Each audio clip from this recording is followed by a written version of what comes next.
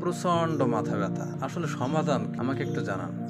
মাথা ব্যথার জন্য রোদে যেতে পারে না, কাজ করতে পারে না, কোনো সময় এক বিন্দু মাত্র শান্তিতে থাকতে পারে না। বলে দিন ভাই এর সমাধান। প্রচণ্ড মাথা ব্যথার সমাধান আপনাদেরকে জানিয়ে দেব ইনশাআল্লাহ, সাথে থাকুন।